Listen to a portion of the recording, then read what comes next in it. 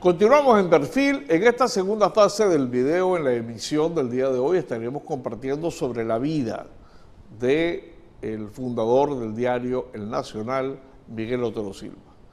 Político, poeta, hombre de empresa. Como político fue comunista incluso, pero sobrevivió, subsistió con el régimen político de la época. Por cierto, él fue compañero de estudio de Rómulo Betancourt en los años 20, cuando Betancourt llegó a estudiar a Caracas. Y vamos a apreciar esa Caracas, esa Venezuela, en la que él hizo sus respectivas piezas literarias o ensayos y hizo una empresa que sigue inserta en el corazón de los venezolanos como el diario El Nacional, en la celebración del Día del Periodista Miguel Otero Silva. Todavía retumba el sonido de todos los días. Letra a letra, en busca de la palabra que dé forma a la idea. Arranque una sonrisa, abra un corazón, genere molestia a algún dictador. Que signifique posibilidades a los excluidos de siempre. Todavía retumba el sonido que cuenta la verdad, desnuda la injusticia y nos narra la vida todos los días.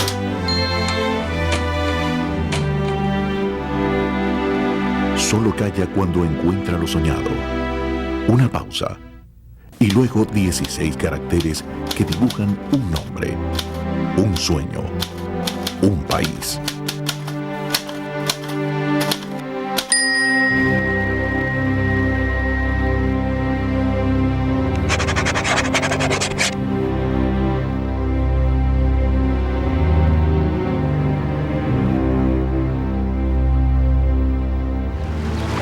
Amanece un lunes 26 de octubre de 1908 en Barcelona, estado Anzoátegui. La familia Otero Silva da la bienvenida al primogénito, Enrique Otero Vizcarrondo y Mercedes Silva Pérez. Deciden bautizar al niño con el nombre de Miguel. Las actividades comerciales de Don Enrique llevan a Miguel Otero a conocer buena parte del oriente venezolano. A temprana edad, descubre escenarios y personajes que lo acompañarán toda su vida. La repentina muerte de su madre, Mercedes, tuerce el destino de toda la familia. Miguel Otero, sus hermanos y su padre se ven en la necesidad de abandonar el oriente del país para establecerse en la capital de la República. Ahí estudia el bachillerato entre el Internado Católico San José de los Teques y el Liceo Caracas.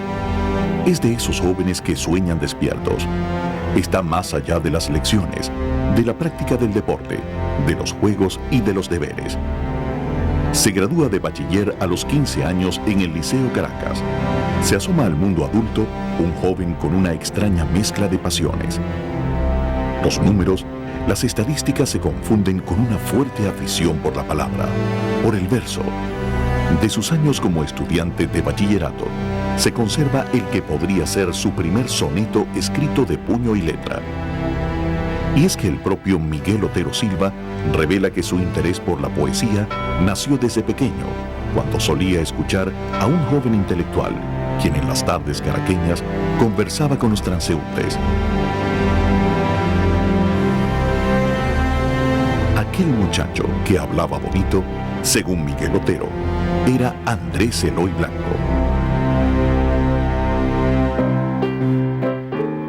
Todavía adolescente, ingresa a la Universidad Central de Venezuela y avanza en la carrera de ingeniería, pero años más tarde sucumbe a su verdadera pasión. Abandona la métrica de los números e inicia una relación para toda la vida con la palabra. Se jura a sí mismo que no practicaría otro oficio que no fuera el de escritor y periodista. Lo tenía de alguna manera en los genes y creo que en su desarrollo como ser humano llegó a un humanismo que bien lo llamó Nelson Rivera recientemente, un humanismo seductor. Creo que si algo caracteriza a Miguel Otero es su pasión por Venezuela, realmente, que se manifiesta de diferentes maneras. Él era una personalidad muy, muy rica, muy variada, pero sobre todo la pasión por Venezuela, porque él ha podido utilizar esas pasiones en otras cosas, siempre con un sentido de que tenía que ayudar a este país, tenía que hacer algo por el país. Miguel Otero Silva vive la universidad intensamente, el debatir ideas, la discusión apasionada. Y es así como en 1927 se incorpora a la directiva de la Federación de Estudiantes de Venezuela. Era un movimiento estudiantil que comenzó sin propósitos políticos, pero como siempre ocurre en las sociedades, esos momentos no son predecibles. Un año más tarde, en febrero de 1928, este grupo de jóvenes escriben sus nombres en la historia. Miguel Otero Silva, entre otros, en ese episodio de la Semana del Estudiante, cumplió un papel de gran significación junto a Jovito Villalba, Rómulo Betancourt, Jacinto Fombona Pachano, Miguel Acosta Sáenz, Pío Tamayo. Es decir, un grupo de venezolanos de gran preocupación social, pero con el denominador común de que solamente tenían 20 años, casi todos ellos. El núcleo central de la generación del 28, evidentemente fueron héroes. Ellos fueron los que se alzaron contra Gómez, los que fueron a la cárcel, los que fueron a trabajar a las carreteras, recibieron tortura, el exilio, hasta la muerte en algunos de ellos. La generación del 28 desnuda ante la nación y el mundo la dictadura de Juan Vicente Gómez. El régimen se tambalea por primera vez, movido por la fuerza de estudiantes que solo reclaman justicia y libertad para el pueblo. Se despierta en Miguel Otero Silva un particular interés por la política, por las ideas. La generación del 28 era un grupo de hombres unificados por un liberalismo romántico, por un antiimperialismo ingenuo y por un positivismo epidérmico. Más o menos así definiría yo la ideología de nosotros, que éramos terriblemente ignorantes. El reclamar justicia y libertad significan la cárcel y el exilio para buena parte de los estudiantes, entre ellos Miguel Otero Silva. Se suponía que la prisión iba a ser como un correctivo para ellos, pero no ocurrió así. Por el contrario, al salir del castillo de Puerto Cabello, inmediatamente se comprometen en la conspiración del 7 de abril. Miguel Otero participa en esos dos episodios, en la Semana del Estudiante y en la conspiración del 7 de abril. Y luego de la conspiración del 7 de abril tuvo la fortuna de poder escapar al extranjero. La isla de Trinidad y posteriormente Curazao son los primeros de una larga lista de países y ciudades que lo vieron transitar. El destierro significa el reanimar las ideas en su lucha contra la dictadura y decide embarcarse en aventuras más radicales. Entonces él regresó en una invasión muy curiosa, porque fue una invasión por Falcón. Jóvenes de distintas tendencias políticas se aventuran en una acción bélica con la única intención de derrocar la dictadura gomecista. Pero nuestra posición en ese momento era desesperada. Teníamos 20 años y hubiéramos tomado el arma de quien nos la diera. En Curazao nos las dio Gustavo Machado, que era ya desde ese momento un militante comunista, y Rafael Simón Urbina, que era un caudillo reaccionario. Nosotros nos fuimos con Machado y con Urbina y nos hubiéramos ido con Arévalo Cedeño o con Delgado Chalbó o con quien nos hubiera dado un fusil. No discerníamos en ese momento, sino que había que derrocar a Gómez por la violencia y que nosotros estábamos dispuestos a acompañar a quien tomara las armas contra el dictador. La invasión fracasa. Miguel Otero sobrevive a otro intento por acabar con la dictadura militar. Se ve forzado a huir del país, iniciándose un largo exilio. Francia y España lo ven transitar defendiendo sus ideas y gritando a los cuatro vientos las injusticias que se sucedían, ya no solo en su país, sino en el mundo. Es en estos caminos que Miguel Otero decide sellar su compromiso ideológico y se inscribe en el Partido Comunista Francés. Miguel era un marxista, era un hombre que creía en el marxismo. No era un marxista en el sentido de un estudioso de la filosofía marxista, etc., sino que él tenía un concepto de la vida muy cercano a lo que es el marxismo, ¿no? Miguel Otero no tenía por qué hacer una cosa distinta, ¿no? Uno percibe que ese era de alguna forma su camino y su convicción. El hecho de que tuviera una cierta posición económica importante, no creo que lo privara ni lo inhibiera ni siquiera. Fue un hombre con un espíritu de reforma, permanente, de una inquietud, de una inconformidad sistemática. Con la muerte del general Gómez en 1935, Miguel Otero regresa al país y trabaja en la modernización política, promoviendo un nuevo orden social para sacar a Venezuela del retraso que significan 27 años de dictadura. Pero la luna de miel con el nuevo gobierno, encabezado por el general Eleazar López Contreras, dura poco. En 1937, Miguel Otero continúa con sus enfrentamientos políticos con el gobierno. Por sus ideales de izquierda, es forzado nuevamente a abandonar la tierra que tanto ama. México, Panamá, Colombia, Cuba, la ciudad de Nueva York, son ahora sus escenarios para continuar madurando como político y escritor. Donde llega hace amigos, se reúne, discute, no descansa en explorar la vida, pero sobre todo da rienda suelta a la gran pasión que lo acompaña desde muy joven. Ya desde 1925, su amor por las letras afloraba en los poemas que publica en la revista Élite y en sus escritos humorísticos para la revista Fantoches. Él hacía poemas desde pequeño. Él sintió que quería ser escritor, incluso cuando la lucha política en el 28 ya él estaba escribiendo Fiebre a partir de esa experiencia. Como escritor se nutre de lo cotidiano, de la experiencia vivida.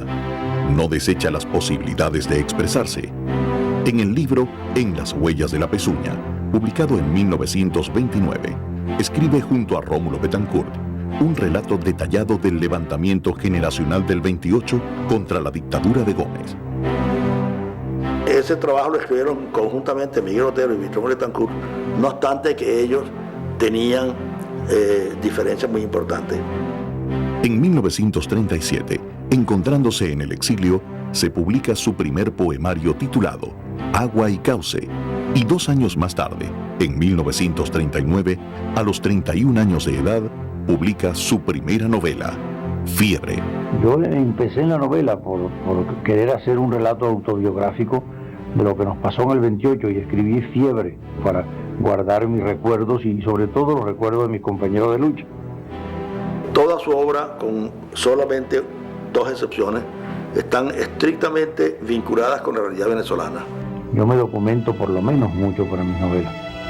Tomo innumerables apuntes, lleno cuadernos, investigo la región donde va a transcurrir esa novela y luego que tengo una infinidad de cuadernos llenos es que empiezo a escribir la novela. La primera novela, que es Fiebre, él mismo la califica como un gran reportaje sobre la generación del 28, ¿no? Esto desde luego de gran reportaje porque él insistía en que él era más periodista que cualquier otra cosa.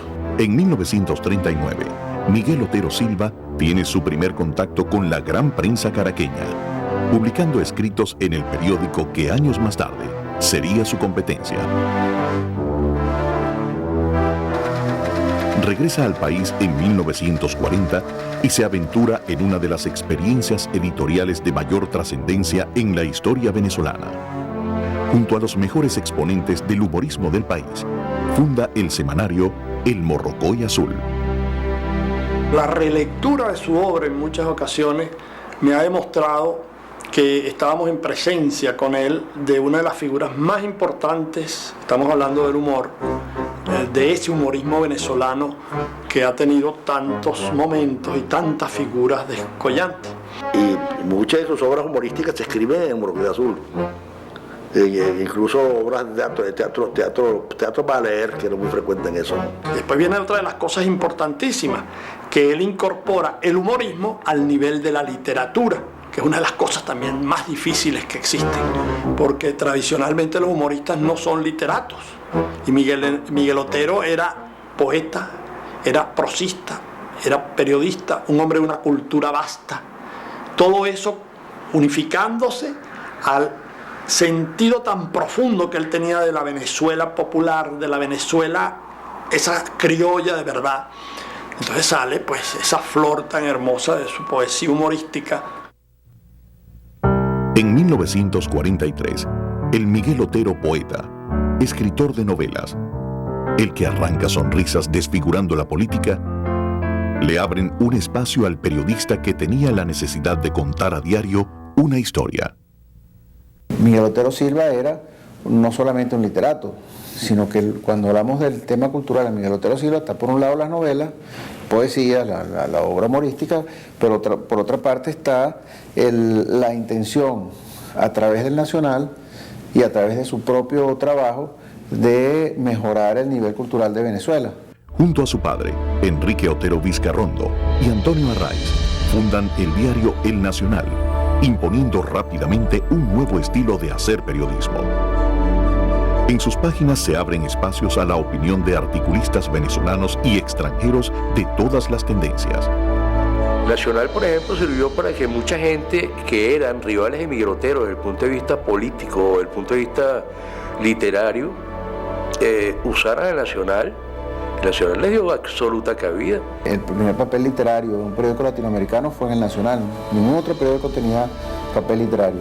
Y en ese papel literario escribieron todos los premios Nobel latinoamericanos, de Gabriela Mistral, Miguel Ángel Asturias, Pablo Neruda, todos escribieron aquí. El periódico significa una dura prueba, así como apoya e impulsa lo que considera justo y beneficioso para la nación. Se enfrenta con el verbo a cualquier intento de hacer retroceder al país en lo político, social y económico. El primer periódico moderno que hay en Venezuela después de la muerte de Juan Vicente Gómez es el Nacional.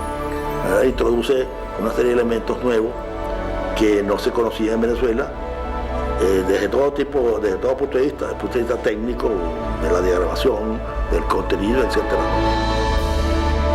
Miguel Otero Silva entendió que había que ver también a la cultura, o sea, ver al país en toda su extensión, las artes, la literatura, las artes plásticas, la escultura, la danza.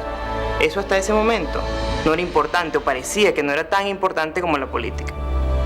A pesar de dirigir el diario El Nacional, Miguel Otero vuelve a las aulas universitarias y se gradúa en la primera promoción de periodistas de la Universidad Central de Venezuela y se vincula a la asociación venezolana que agrupa este gremio.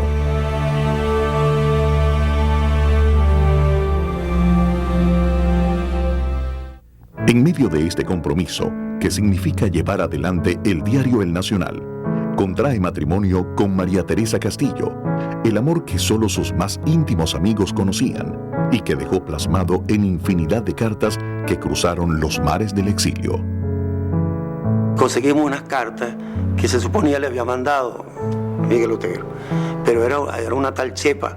Pero entonces empecé una labor de investigación hasta que conseguí una carta donde él le escribe a otra persona y le dice que chepa, entre paréntesis, María Teresa, va a hacer tal cosa y va a hacer tal cosa. Las cartas eran muy bellas, son extremadamente lindas y algunas un poquito picantes y calientes. Era muy bueno, sobre todo porque tenía una gran tolerancia. Nunca fue represivo, ni nos puso trabas, ni muchísimo menos prejuicioso. O sea, él respetó muchísimo el parecer, los amigos, la manera de ser de todos nosotros. Y debo decir también que mi mamá igual, o sea, en ese sentido teníamos mucha suerte. Cuando mi papá nos invitaba a salir, para nosotros hubiéramos dejado novios, amigos, lo que fuera, parranda, lo que fuera, con tal de salir con mi papá. Porque era mucho más divertido que cualquier otro plan que hubiéramos tenido. Siempre en verano viajábamos y viajábamos a Europa básicamente. Él tenía una casa que compró en Arezzo, en la Toscana, Italia, con un pintor catalán, Abel Balmichana. Y él escribió gran parte de su obra en Arezzo, se llamaba la localidad. Al fundar el periódico en 1943, decide separarse del Partido Comunista, pero no renuncia a las luchas por las libertades políticas, una prensa sin ataduras y la defensa de la democracia. Él dejó de ser militante del Partido Comunista el día que fundó el Nacional. O sea, su militancia llegó hasta ese día. Él era completamente alérgico a la disciplina partidista. Él siempre se mantuvo como un hombre de ideología de izquierda y permanentemente fue así, ayudó a muchos hombres de izquierda que pasaron por aquí. Durante la dictadura de Marcos Pérez Jiménez, el diario El Nacional y Miguel Otero continúan con su trabajo de reflejar todos los días las realidades de un país. El periódico sufre los rigores de la censura impuesta por el régimen y debe cerrar sus puertas en 3 oportunidades. Con la salida del dictador, en 1958, Miguel Otero y El Nacional no bajan la guardia y continúan con su postura de enfrentarse a todo aquello que consideran injusto para el pueblo. Ese mismo año es electo senador por el estado Aragua como candidato independiente, apoyado por el partido Unión Republicana Democrática. Durante su gestión en el Parlamento, impulsa la creación del Instituto Nacional de la Cultura y las Bellas Artes e inicia una cruzada parlamentaria para sentar en la mesa a 2 Venezuelas que no podían hablarse: el gobierno de Betancourt y la izquierda en armas.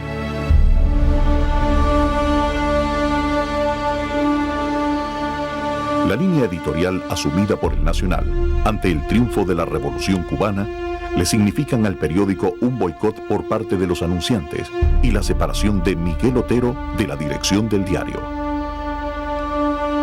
Y ese es uno de los momentos más emotivos que tuvimos nosotros los jóvenes en la época de los años en que el periódico le hicieron un boicot. Él era operativamente el director y él dijo, bueno, vamos a tomar esta coyuntura, y entonces se dedicó a escribir más.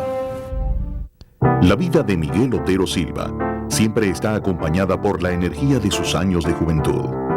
Hay tiempo para la política, para escribir, para apreciar y cultivar las artes, para la risa, incluso para tentar la suerte. Él jugaba si fuera con las placas de un carro en una carretera, o sea, él era una persona lúdica, todo el tiempo estaba jugando, con las letras del abecedario, con lo que fuera, él jugaba, él necesitaba jugar. El año 62 compró un caballo que fue el único campeón que en realidad que él tuvo. El caballo estrella de Miguel fue Whiteface. Y por cierto que el estud bajo el cual figuraban los caballos se llamaba Stud Mordocofin. Nunca le pregunté, pero siempre pensé que el Mordocofin venía de su vinculación a Mordocoy Azul. También el humor diario constante es una forma de juego, pues uno está jugando con las palabras, está jugando con la gente, ¿no? Su personalidad es un imán para atraer a los mejores amigos, los incondicionales, los de siempre. Yo he tenido grandes amigos y eso me ha servido a mí para defenderme de peligros en épocas en que los tuve, y luego para algo que no es defenderse de peligros, para enfrentarse a problemas psicológicos, espirituales, humanos. Y he recorrido siempre y he visto siempre en ese nexo un camino donde yo me muevo con bastante desenvoltura, por no decir, porque sería poca modestia, con bastante nobleza. También a Pablo Neruda, con el cual comenzó una larguísima amistad, al punto que cuando su esposa quiso terminar las memorias, Miguel Otero la invitó aquí para que viniera y se quedara en su casa, y allí todos los días trabajaron en los originales de las memorias de Pablo Neruda, el libro que se dice Confieso que he vivido. Entre 1955 y 1984, desarrolla una intensa actividad literaria que lo lleva a presentar títulos como Casas Muertas, por el cual obtiene el Premio Nacional de Literatura, y significa para él un reencuentro con la novela, con su vida. Volví a la literatura con Casas Muertas, especialmente porque le leí los originales a un viejo maestro mío, un gran escritor llamado José Rafael Pocaterra, y él se entusiasmó de tal manera con esos originales que me impulsó a mandarlos a un concurso que ganó, y luego a seguir en el camino de novelista. A partir de Casas Muertas, la obra de Miguel Otero se enriquece título tras título, dejando en cada uno de ellos una radiografía de Venezuela. Emprende la narrativa con dos novelas fundamentales, que son dos novelas en serie, ¿no? Con los mismos personajes, etcétera, ¿no? Que son Casas Muertas y Oficina Número 1. Son novelas en que se plasma allí muy claramente la decadencia de la Venezuela rural, el cambio de la economía rural por una economía industrial petrolera, ¿no? En 1970, Miguel Otero Silva presenta su novela Cuando quiero llorar no lloro, de gran aceptación, y que años más tarde fuera adaptada para el cine por Mauricio Wallerstein. Cuando quiero llorar no lloro, que es también sobre la realidad venezolana, pero desde otro punto de vista. Ya no es la lucha contra la dictadura, sino que es el mundo de la delincuencia. Su versatilidad como escritor lo lleva incluso a atreverse a adaptar para el teatro un clásico como Romeo y Julieta. Él se opuso a que yo hiciera el papel, porque, no sé, no quería un profesional, una profesional y no sé qué. Y después cuando vio que la obra salió y que la única que no le ponía los versos cojos era yo, estaba muy orgulloso, porque para él el sentido de la métrica como poeta que era muy importante. Miguel Otero recibe a lo largo de su vida reconocimientos como el Premio Nacional de Literatura, el Premio Nacional de Periodismo y uno de los más significativos para él, como lo fue el Premio Lenin, otorgado por la desaparecida Unión Soviética en 1980. Los últimos años los vive casado en segundas nupcias con Mercedes Baumeister y entregado a lo que sería su última obra literaria, La piedra que era Cristo, una interpretación muy particular de la pasión de Jesús. Él maneja el Jesucristo desde tres puntos de vista. Desde el punto de vista histórico, como personaje, como líder histórico, desde el punto de vista religioso y como predicador, y desde el punto de vista teológico. Y en materia teológica, pues, se aparta de la concepción teológica tradicional. En la novela de Miguel Otero, la Virgen María aparece no creyendo en la santidad de su hijo, es más, creyendo que está loco. Está expresamente dicho en la novela. Miguel Otero Silva dejó escrita la historia de un país, contada con humor, con lágrimas, a diario. Fueron 77 años caminados con dignidad. Amigos y adversarios lo acompañaron el 28 de agosto de 1985 a transitar el último trecho. Se marchaba un político, defensor y creyente de su ideología. Se marchaba el periodista, el investigador, el humorista. Se marchaba el amigo. El incesante retumbar de las teclas se detuvo. Pero el eco sigue ahí, una y otra vez, arrítmico, seguro. Solo calla cuando encuentra lo soñado. Una pausa y luego 16 caracteres que dibujan un nombre, un sueño. Dibujan las palabras de una vida y 1000 historias que contar.